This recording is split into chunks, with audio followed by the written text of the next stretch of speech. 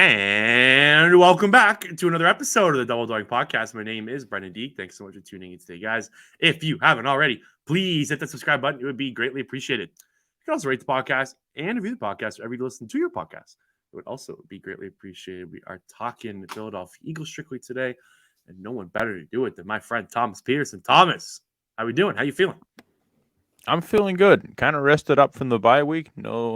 No stressed out weekend. No high blood pressure that's been going on there. So ready to get some football back.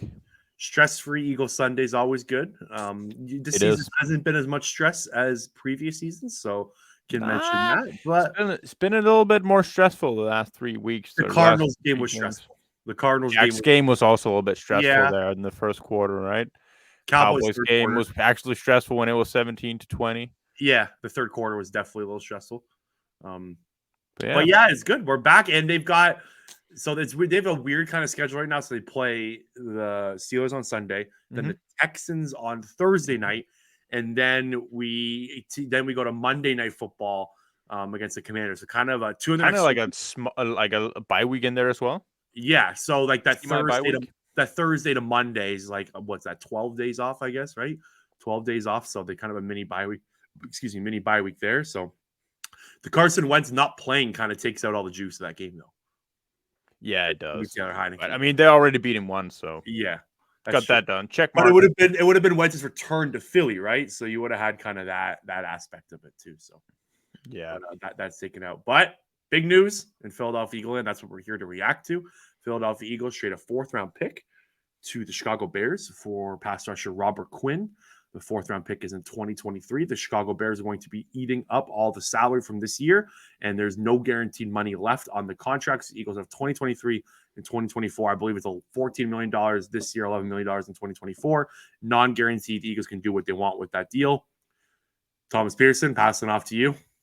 Instant reaction to the trade.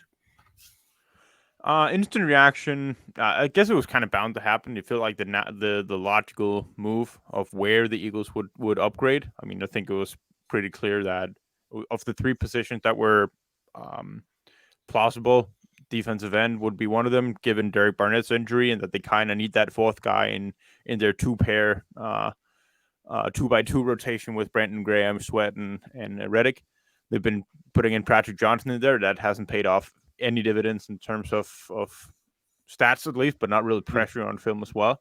So it was natural going into the rest of the season. Also, should there be any injuries to any other guys to the D line, that they have some actual depth before they would have to put in. We just saw they cut Teron Jackson as well, so they obviously weren't pleased with what they had in depth behind those guys at the edge.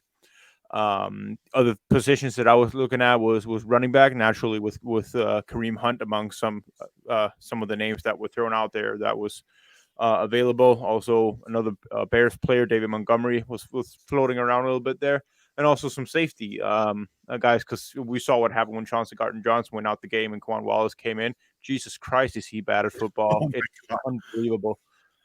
So it's really nerve-wracking to, like, if Epps or Chauncey Gardner-Johnson can't play, then you're left with, I mean, my best bet would be Andre Chausseret, simply given how poorly Wallace is playing, but that's to another topic. So yeah, I think it was the logical move to make, and they solidified a defensive end 4 in that rotation, so they have a fresh 2x2 rotation with their defensive ends they can put in there. Quinn is a bigger guy. He's a guy you can definitely slide around on the defensive line. They did that against the Vikings when they played them this year, that he slid more into a 4 and 3-eye technique. So that was kind of interesting to see that he was used in that capacity as well. He's definitely not the player he was. There is a lot of juice missing from his game, but he still has some reps where he just goes with an unnatural bend off the edge. And one thing is the number comparison, but really he just reminds me so incredibly much of Josh Sweat when he's playing. Mm-hmm. Their ability to swipe off hands of tackles and bend around the edge simply gives them production. It gives them a move that they can always rely on and then build from there. We're just kind of seeing them in the opposite spectrums of their careers. So we're not getting a Robert Quinn where we were expecting these 19 and a half absurd bonkers snap reps, or what we've seen from him in prior years with the Rams. And the tape was mixed. It wasn't phenomenal. They haven't traded. This isn't an elite pass rusher. This isn't some young superstar that they've traded for. This is a really good rotational fourth defensive end that is going to contribute on this defense immediately, but it's nothing more than that, in my opinion. I like how you brought the rotational aspect to it because I think fans should probably, I guess, get ready for expectations that he's probably not going to play very much. So you brought up Patrick Johnson and Teron Jackson. So I was looking up, they have played a combined, they played on a combined about 17 and a half snaps together per game. So I'm assuming Robert Quinn takes up those 17 snaps right away, right? Like that's the minimum that he's going to play. Yeah. And then you probably mix in maybe 4 or 5, maybe. He's probably going to be getting the third. I'm guessing about 30 to 45% right snaps per game. Is that? But Is also that the reason Teron Jackson and Patrick Johnson are at that number, and why I think we've seen more Sweat and Reddick than what they would like. Mm-hmm. Brenton Graham is around that 28 to 32 snaps per game range, and then goes up for Sweat and for Reddick, and then the number that comes in there with Teron Jackson and Patrick Johnson. Was it not like what was it 15 max that they've been playing in a game?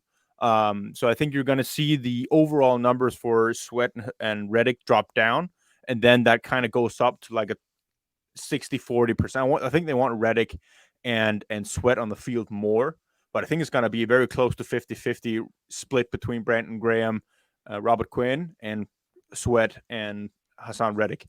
Because really, it's funny because Robert almost exclusively, I have not seen one rep yet. I'm through 5 games for the Bears this year. I haven't seen one rep where he plays on the left side. He's strictly been on the right side.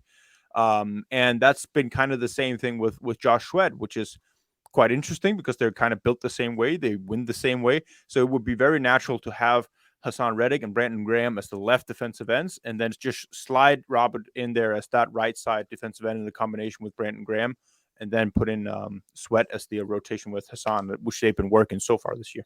Okay, interesting. I didn't know that about the left side, right side. So that's a good nugget there. What did you make of the compensation they gave up? Are you happy with the fourth? Oh, it was terrific. It was terrific. Okay. It was the same compensation they gave up for what's his face that isn't here anymore. The guy who never really became. Oh, where did he come from? Oh, Jannard Avery. Jannard Avery, exactly. Yeah. That name was gone. Yeah, what so it's that was same compensation for him. Yeah. Also, it's 700K. So it's vet minimum that they're paying him, and like you said, no guarantees left of the contract. So basically, it's this year, and then we'll see. It's a 4th round pick for a rental. Like it's the definition of a rental player.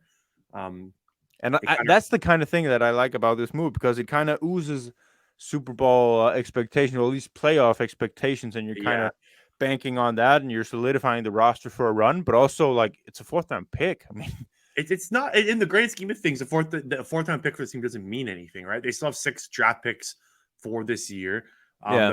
Including 2 firsts and a 2nd round pick. So like they still have tons of draft cap. Will actually have their draft picks here. So they have their own pick, the Saints pick, their own 2nd, their own 3rd, and then their own 7th, and a 7th from the Vikings in the Jalen Reagor trade. So they still have enough draft capital in this draft. And we know Howie Roseman's not going to sit there and just take 6 players in this draft. He's going to maneuver around. Like I'm assuming if let's say that Saints pick turns into the 6th, 7th, 8th overall pick, they're going to be moving out of there probably, right? The team's going to be coming up trying to get a quarterback. So they're going to get more draft capital. So in the grand scheme of things, the 4th round pick is not a lot. So I 100% agree. I'm completely fine with the compensation. Is there anything else? It's not like giving up a 2nd, 3rd, and 4th round pick for a running back. I mean, no, exactly. That's a desperation move if I've seen one. Yeah. And going back to your point, it kind of like you said, like it's a Super Bowl kind of aspiration trade. What I was thinking about today is this trade kind of tells you what the front office and the coaching staff think of the team that they have right now, right? Like you don't make this trade if you don't think you're going to the Super Bowl.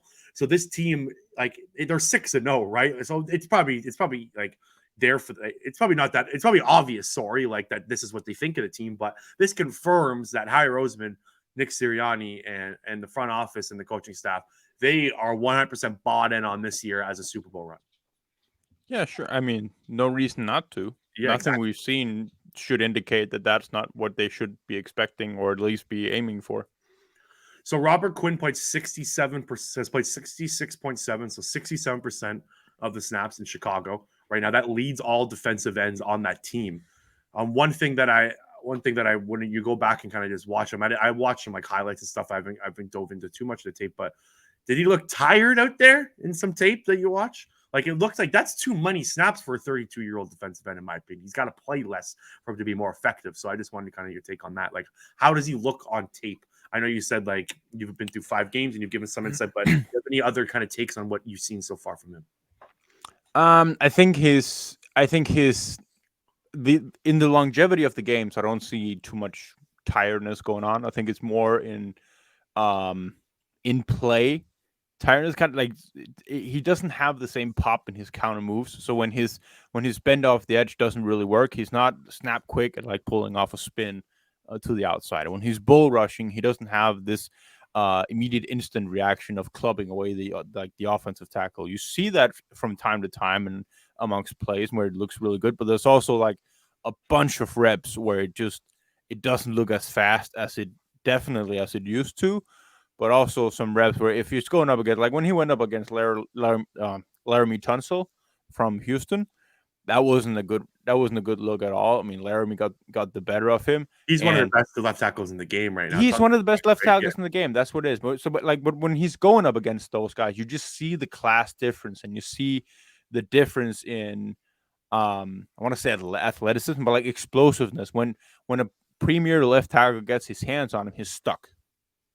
Mm-hmm. And when his bend doesn't work, when his swipe bend doesn't work, and when he gets off the edge, he kind of just gets washed upfield. That's what it is sometimes. But I mean, that's the same. That kind of goes.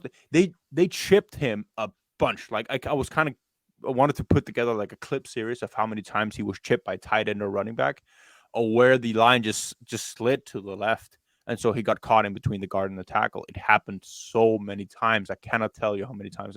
And then there's just a bunch of times where quarterbacks get rid of it or pull off a good move, but he kind of escapes out the pocket. So the production isn't there from that standpoint. The one sack everybody's talking about is what it is.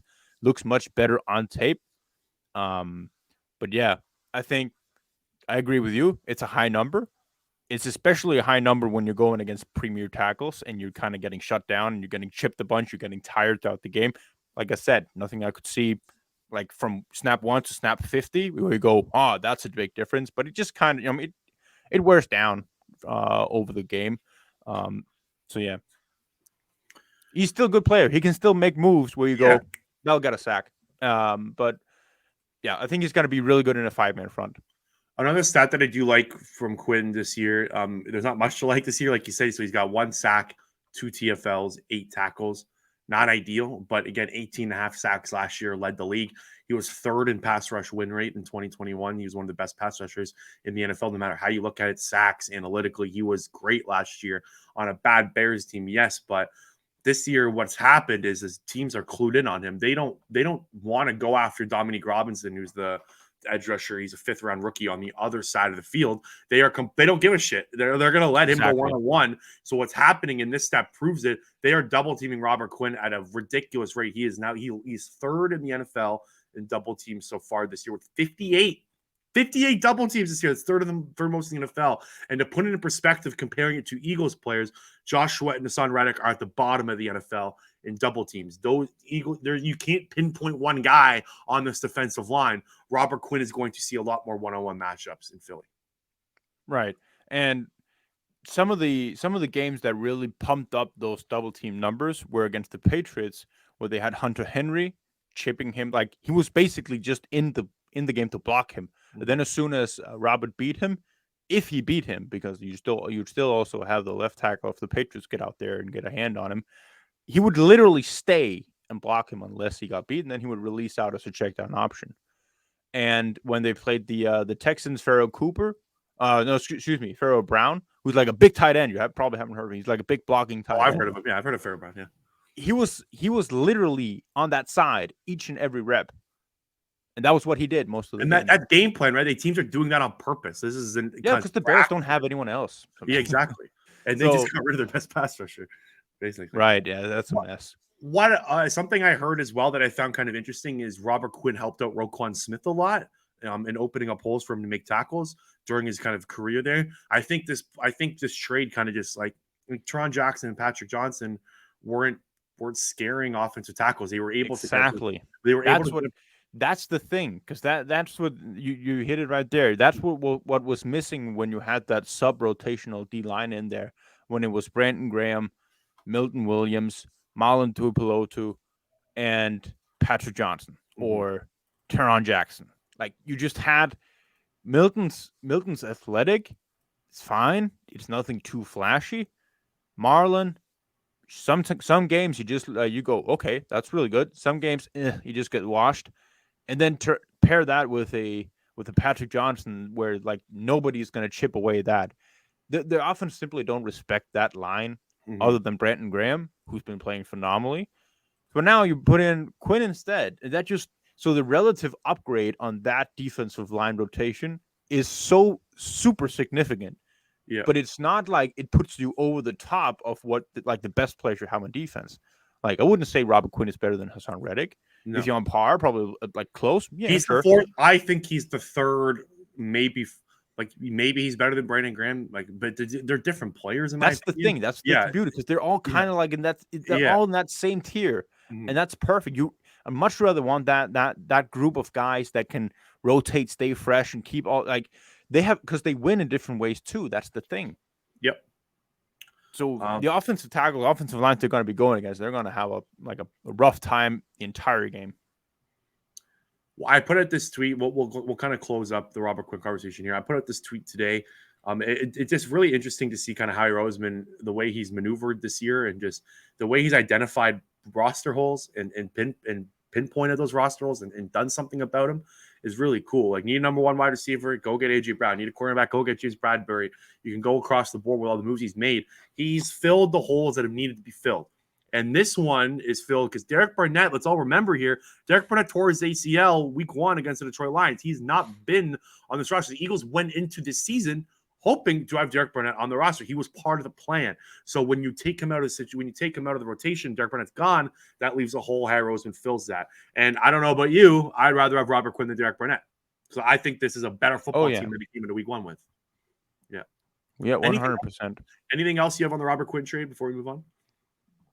No, I think the thing I have about the trade deadline in general, and goes into what you said, is I don't think they're going to be moving Andre Dillard with the offensive line injuries that they've had. Yeah, I want to get into the Nets next. What I guess what the Eagles are going to be doing over the next few days. So the trade deadline's Tuesday, November 1st, right? November 1st, yeah, Tuesday, November 1st, 4 p.m. Eastern time. Yeah, I'll just ask the question now. What do you expect from Harry Roseman over the next few days? Two thoughts that I've kind of dug into a little bit here, and that so from what I think, one, I mentioned Andre Dillard. I don't think he's going to be moved. We've seen now Jordan Mailata miss a game. We've seen Lane Johnson pretty much miss the entire Cowboys game with a concussion. Jason Kelce has an ankle sprain. Landon Dickerson has been in and out a little bit. Isaac Seumalo sprain as well, I think, ankle sprain. Yeah, so he wasn't full. So just quickly on the Eagles injury report, I just got it from the communications department. They're full participants now. Yeah, so Isaac Seumalo was a full participant today. Brandon Graham was a limited participant. But they've all been like in and out of the lineup. It hasn't been stable at all. And I think the same goes, like, you have a guy like Jack Driscoll you put in there. It's like, that's fine. But it also severely halted the offense's like production when he was in there instead of Jordan Mailata. And I think when you look at the situation there, like, what would you rather have, like a third or a second round pick? The second round I think it's a stretch for Andre Dillard, so they're probably looking at a third for Andre. So you wouldn't take a third round pick for Andre Dillard right now? I mean, I think I would, but if you're doing that, you're really banking on the health of the O-line moving forward there. And if your aspirations are Super Bowl, you have a bunch of games that you need to get healthy out of. And so far, through 6 games, you've had 5 injuries on your offensive line to your starters, and it's kind of impressive that they're actually together here after the bye week. Not a single one of them has had multiple weeks of injuries. So I think that when you look at the first 6 games, I think that has to be a takeaway. It's like, okay, if we really want to win in the Super Bowl here, like 2017, we got to have the trenches built strong. And how do you not do that is by throwing away your backup left tackle. So I think they're gonna keep him unless they get something super like absurd, like a second round pick. I think he's gonna be moved if somebody calls and offers a second round pick, but I don't think that's gonna happen. Um, so that's one thing. Second thing is I think they're gonna be looking at their um, why do drives stall from an offensive standpoint in the second half. And a lot of those drives come down to not picking up the blitz confusion, who has who, running backs reading up the middle when you have like a defensive front that is stacked at the line, and you're like confused, all right, who's coming, who's not coming. We've seen some confusion from Kenneth Gainwell. We've seen it from Miles Sanders. And the result is that Jalen Hurts gets sacked like this and drive stalls. Kareem Hunt has not given up a single sack since his rookie season. He's given up one quarterback hit in the last 5 seasons. And if he's so out are there, you hinting that the Eagles there, are going to be going after Kareem Hunt, Mr. Thomas Petersen? I think that is the realistic option if they're going to be buyers more before the trade deadline. I think they're going to be looking at a running back who can move like a Robert Quinn for the defensive line on par with the offense there. I think Kareem Hunt would be an upgrade over Miles Sanders. I think he would be an upgrade in the passing game over any of the running backs they have right now, while Kenneth Gainwell is very obviously learning pass protection reads, because when he finds his guy, he can absolutely pull out the block. He just needs to read it. He's not doing that. And when running backs aren't doing that, they're getting pulled out the game. Simple as that. That's the life in the NFL. And if you can pick up Kareem Hunt for a 5th or whatever, like late round pick that the Browns would be willing to give him up for, he'll be a pretty big piece. You'd be I think he's the best running back on the roster. If you trade for Kareem Hunt, he's better than Miles Sanders. Right. He's the number one running back. Kind of like a Jay Ajayi without the knee. I think he's better than Ajayi. In my opinion, Kareem Hunt is better than Ajayi was when he came here. Maybe. Sure. I'll take Jay Ajayi while he was with Miami. Yeah, and another thing is too. So you're talking about the trade compensation for Kareem Hunt. So let's remember. I want to just kind of zoom out a little bit here, and they have 6 draft picks. I already said that for 2023. Let's go to 2024, Thomas. Let's remember the Eagles got a conditional 5th round pick from the Minnesota Vikings for Jalen Reagor. Remember that? So that can turn into a 4th round pick. And apparently, so Jeremy Fowler, I think, reported yesterday or 2 days ago that they are looking for a 4th round pick in that trade. The Eagles have that in the bank. The Eagles also have a Titans 6th round pick in 2024. They have 6. They currently have 8 draft picks. They have the Saints 2nd round draft pick. So they have ammo in the next year in the 2024 draft if they want to use that. And I'm assuming, I don't know what teams are going to think about, we want to draft pick this year or next year. I don't really know how teams kind of diagnose that, but they have, you don't have to look at this year's draft to, if you want to go maybe take a look and get someone. I personally think, Thomas, that Kareem Hunt is probably going to be too much. I think a team's going to offer a 3rd round pick, and I think the first team that does will get. Oh, you think somebody's going to offer a 3rd? I do. I think. Look at what Christian McCaffrey just went for. Right, like the trades, like the competition for trades have been crazy. I think Kareem Hunt's probably unlikely. I think the most likely, and I want your opinion on this, I think they need to go get a depth safety. I think that's the biggest need on the roster. That would make sense. I personally haven't thought of anyone that I'll say, this guy, go get him. So I got a name for you. What about Jonathan? What about Jonathan Abram from the Las Vegas Raiders? He is. Yeah, that would make sense. I mean, he would be an upgrade. I think he's wildly streaky, but again, it's a depth safety piece that you hopefully would never have to use. And you can play more 3 safety looks, right? This can open up kind of the floodgates for Jonathan Gannon to be more creative with his personnel and more creative with his packages. Because right now you only have 2 playable safeties on the roster. Like Kevin Wallace is unplayable. Like he can't be on the field. So I think just getting a guy that's even just playable is important. And I think that's the most likely outcome, because I think they really like Kenneth Gainwell in the building. Like I don't think they want to give up on him yet. Yeah, I think that's true, but also, that's true. I also think that Quan Wallace,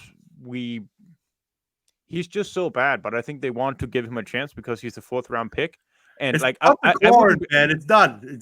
He fucking sucks. Let's sorry. I hate to True. swear. Sorry, I mean, Kayla that's Hawk, right. if you're But listening. I mean, Man, I wouldn't personally be giving up on a guy like Chasseret. I think he's done everything what they've been throwing him in there. It's not like he's not been a guy where you put him in and you go, oh Jesus Christ. he's been their But best special teams player this year. true. For I sure. mean, he Yeah. can make a tackle. He's athletic.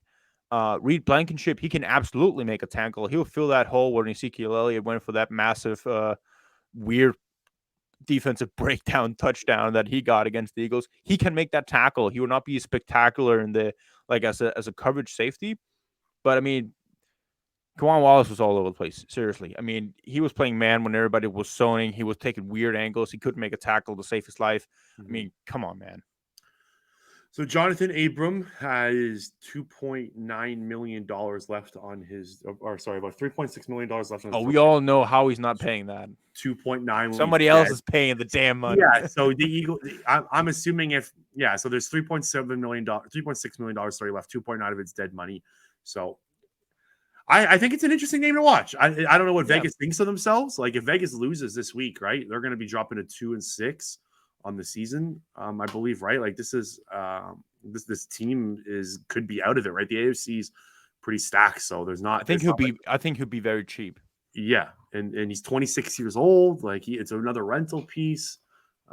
He's a starting safety right now in Vegas. Like he's playing starting snaps. So I don't know how much he would feel. I don't know if he would like to come here and be a third safety, but I think that's the most likely thing. I don't think they move. I think they're done. Realistic. I don't think they make another move. Yeah, I think they're done as well. Yeah. But I mean, I think Hunt would be the piece where you go out and like that's the last like hype piece. But I think they got what they wanted with the Robert Quinn trade. Yeah. God, that'd be so cool if they get Kareem Hunt. That would change everything. It would just like he would be I'm a big Kareem Hunt fan on the field. Off the field, don't want to go there, but on the field, I don't even know what all that was about. I mean, you don't know, but his history of Kareem Hunt, no, I think he was the guy that kicked the girl in the he got suspended when he got signed to the Browns, right? He was suspended for like 8 games or something. So the Chiefs cut him. I think he kicked the girl in a hotel hall. I think there's actually video of it. I think that's the one, right? I think that's the. That's bad. If I have the right. Yeah, it's not pretty. Yeah, so November 30th, 2018, TMZ released a video of Hunt involving kicking a woman in a hotel. So you can actually find the video on that. I actually remember when it happened. Andy Reid and the Chiefs cut him, right? And then he went and signed with the Browns.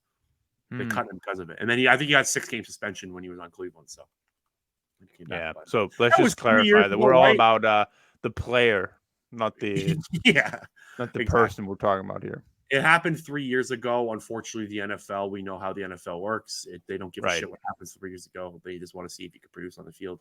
But I think you'd be here. I am the picture perfect example of how time goes by and you forget that terrible stuff like that happens. Okay, I think that's it on deadline. I think that's it on Robert Quinn. There is a football game played this Sunday. Philadelphia Eagles are going to host the Pittsburgh Steelers. Oh yeah. So we're just going to touch on this quick before we get out of here. Me and Thomas decided before. Way more important news than their football game on Sunday. But Eagles play the Pittsburgh Steelers. They're 9.5-point favorites right now. And FanDuel, I've seen as high as 10.5. Spread's kind of going. Wow, that's a lot for a team that hasn't lost by more than one touchdown. Buffalo Bills are 11-point favorites over the Green Bay Packers this week. That spread is wild. Continuing to blow my mind on Sunday night. Yeah, imagine like I talked about this in my podcast the other day. Like imagine you were told like August that the Buffalo Bills are going to be 11-point favorites for the Packers on Sunday night, week 8. Like I would have told you you're crazy. It's amazing kind of how the NFL works like that. But anything you want to just touch on this game? I've got a few things, but I'll pass the torch to you. Yeah, so I think the spread is kind of wild because Pittsburgh have been playing pretty decent football. They've only been blown out by the Bills that we were just talking about there, the Packers. Every other game has been decided by less than a touchdown. So I mean, Pittsburgh, they stay in the games that they play. They're not just going away. They've got some big body wide receivers who can go out there and make contested catches. That's going to be interesting to see against James Bradbury and Darius Slay. We know Chase Claypool had a way with Darius Slay last time they played, like a bunch of PI. So the stat sheet didn't blow up, but I forgot about that game. Yeah, they moved the ball tremendously on Darius Slay by pass interferences for on Chase Claypool. They got Najee Harris. I think that's kind of interesting with the Eagles front that they're going to be challenged in the running game with a guy like Harris, and that because Pittsburgh want to run the football. They got a rookie quarterback in there, So they're going to have the defense tested, and if they're going to come out in these light boxes, that may be leading to some big runs in there. But I think this is kind of a game where Eagles have to come out after, like we just talked about, shaky Jaguar start, a Cowboys game where we're in the first half, we're thinking, oh, they're dominating this game. And then second half, just, oh, can we just please get a win? And so this is a game where I expect them to come out and look good and thoroughly win the game, like play a game where you don't lose yourself in the second half, where the offense just goes absurd or just goes missing in the second half, and actually kind of have some defensive adjustments. That'll be nice. I think this team is the definition of mediocrity. The Steelers suck. I'm sorry to say. This is not a good football team. The Eagles should be able to blow them out. Not blow them out, but they win. should. I mean, really again, they've been staying with every team they played except for the Bills. So this is the Eagles' chance to show that they're there with the Bills and teams that can blow this team out. So another couple stats. Pittsburgh Steelers are 29th in passing yards allowed per game. So if this is a game that you kind of want to maybe get Jalen Hurts going, comfortable off the bye, and you can kind of open up, air it out. The Steelers secondary has been pretty banged up. Minka Fitzpatrick, is very good. He's playing one of the best safeties in the league this year. He's balling out. He played especially well against the Miami Dolphins. But I think this is a team that you kind of have your own in the passing game. So that's something that caught my eye. I brought up mediocrity. The Steelers are 24th in team DVOA right now. The Eagles are second. So just to put it in perspective of what analytics say about these two teams, there's a 22-team gap between the Eagles and the Pittsburgh Steelers. It's a team that you should be able to kind of handle pretty well. And you said the Pittsburgh Steelers are starting a rookie quarterback. The Kenny Pickett right now is 27th out of 34 quarterbacks in EPA per play out of quarterbacks that have thrown 110 passes. He's been wildly inefficient. Did you watch any of that Dolphins Steelers game? I think it was Monday night, right? Or Sunday night? Yeah, it was a weird game. I am so out on Kenny Pickett as a prospect and as a player. I know it's early. It's been a few games, but I've watched football long enough where I can say Kenny Pickett's not going to make it in the NFL. He throws ducks, man. Like the ball just sits in the air. Like he's got no like zip to it. People are ripping Jalen Hurts for I'm sure. Go fucking watch Kenny Pickett throw the ball. Holy Christ. I'm looking for this game to get some pressure on him. Yeah. Simply just make life rough on him. Because go out there and show you're the dominant D line. Yeah. I don't got much else on this game. Anything else you want to? No, I thoroughly expect this weekend to be calm, relaxing, that we don't have to sit on the tip of our toes at some point in this game as we did the last 3 weeks. So Eagles play on Thursday. I wanted to ask you a question, and then this might be a little cocky of me, but I don't know if you've taken a look at this upcoming schedule. Oh yeah, I saw it. I think NFL on Fox posted something like, can Eagles go 17-0? They posted the rest of the quarterbacks they're going against. Like, give me a break. So where do you see the loss coming is what I wanted to ask you. Loss can come anytime. Okay, give me some juice here, buddy. Give me some juice. Where do you see? All right. So I'm looking at the schedule, Let me see the schedule. So you got Steelers, Texans, Commanders coming up, right? The games that we that's a pretty. Commanders could be the game. I mean, if Taylor Heineke plays as he did in the who are they playing? Packers. Packers Sunday night is one. I think one of the two games. So no. Taylor Heineke, the way he played against the Packers, if he comes out and slings the ball around like that, I mean, that could be a fun game to watch. But I think it's at home. I thoroughly expect the Eagles to beat the living shit out of Washington. Yeah, I think they beat the brakes up. They're going to beat out the Colts as well. I think the Colts. You know what would be fun if Ellinger gets benched and Nick Foles is the quarterback when he comes to Philly. Ooh, interesting. I didn't think about that. It's at Colts. He's not coming to Philly. Damn it. That would be a cool homecoming, though. That would be standing freaking ovation. I think the game that catches my eye the most is Eagles-Titans December 4th. I think Mike Vrabel could give Jalen Hurts some fits. Yeah. Like, that defense is playing pretty well. They run a lot of simulated pressures there. Their defense is very confusing. Yeah. I think I would be very shocked if they're undefeated past December 4th. That's kind of where I look at it. But yeah, that's true. Yeah. And then Giants in week 14. I'd like to see that matchup because the Giants are really suspect. Like I can't buy it. I'm sorry, I can't buy it. Daniel Jones is a bad quarterback. I'm sorry, he just is. it He seemed manages a game that Dable calls to perfection, and they still keep games close. I mean, it's blowing my mind how bad he is. I'm sorry. The only reason they move the chains is because he runs out the pocket, and he's the most unathletic fast guy I've ever seen.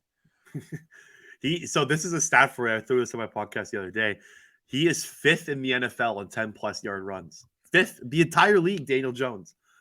It's pretty spectacular. Like, it's absurd. Yeah, I know. Their run game's very good though. The Giants are 3rd in rush EPA. They are. Yeah, Saquon Barkley is having a year. I mean, that's the thing. Like up until this game, you know, like I think it was Mark Sessler of Around the NFL. He had like a quarterback power rank, a quarterback tier list or something like that. He had Daniel Jones is the Saquon Barkley handoff robot.